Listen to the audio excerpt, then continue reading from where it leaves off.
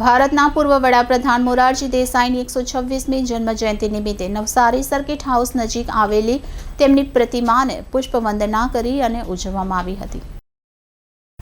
ભારતની આઝાદીના લડવૈયા અને દેશના ઘડવૈયા મોરારજી દેસાઈની 126મી જન્મજયંતિ નવસારીના સર્કિટ હાઉસ નજીક આવેલી તેમની પ્રતિમાને પુષ્પવંદના કરીને ઉજવવામાં આવી હતી. આ પ્રસંગે નવસારી નગરપાલિકાના પ્રમુખ મિનલ દેસાઈ, માજી ધારાસભ્ય પિયુષ દેસાઈ, જિલ્લા ભાજપ મહામંત્રી જિગ્નેશ દેસાઈ, સીપી નાયક, વિરેન્દ્ર દેસાઈ તેમજ વિનોદ દેસાઈ સહિતના આગેવાન અને શહેરના અન્ય લોકો પણ ઉપસ્થિત રહ્યા હતા.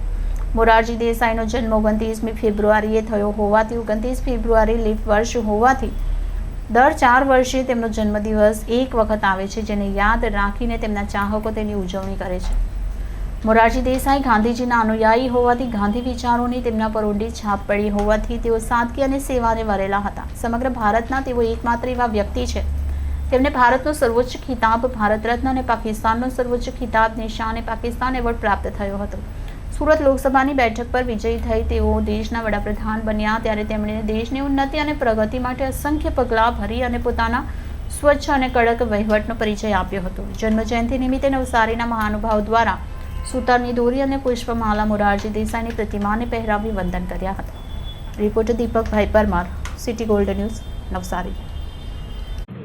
ભારત દેશના જેને એમ કહેવામાં આવે કે નિર્ભયતા તો જીવનમાં છે, પરંતુ વિચારોની સ્પષ્ટતા સાથેના વડાપ્રધાન મોરારજીભાઈની જન્મજયંતિ નિમિત્તે બૃહદ અનાવિલ સમાજ, નવસારી નગરપાલિકા અને તમામ નવસારીના નગરજનો વતી જ્યારે એમની પ્રતિમાને આજે પુષ્પહાર કર્યા છે ત્યારે મારી સાથે આદરણીય સુરેશભાઈ, બૃહદ અનાવિલ સમાજના પ્રમુખશ્રી, ઉપસ્થિત તમામ આગેવાનો જ્યારે અહીંયા ઉપસ્થિત છે ત્યારે હું એક જ વાત કહું છું કે વડાપ્રધાન તરીકે એમની કારકિર્દી જે રીતની હતી અને જીવનની અંદર બહુ ઓછા લોકો એવા છે કે જે માનસ પથ પર એમના સંસ્કાર મારફત, એમના કાર્ય મારફત આપણે જીવનમાં આગળ વધી શકીએ છીએ.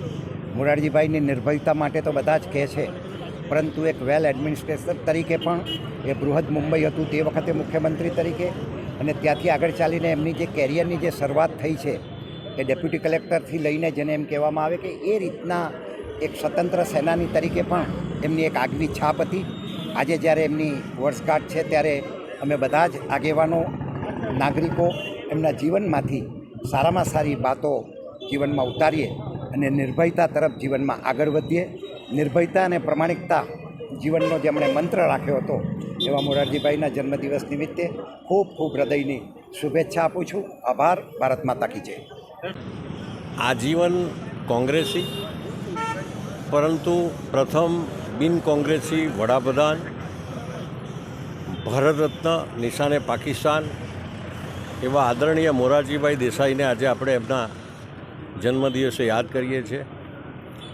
નિર્ભયતા એ એમનો મંત્ર હતો અને આજે તડજોડના રાજકારણમાં એક મહામાનવ તરીકે મોરારજીભાઈનું સ્થાન મુઠ્ઠી ઊંચેરું છે અને રહેશે.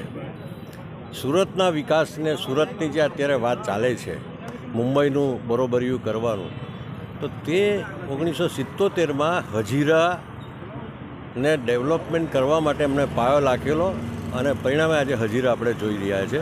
એવા મોરારજીભાઈને આપણે આજે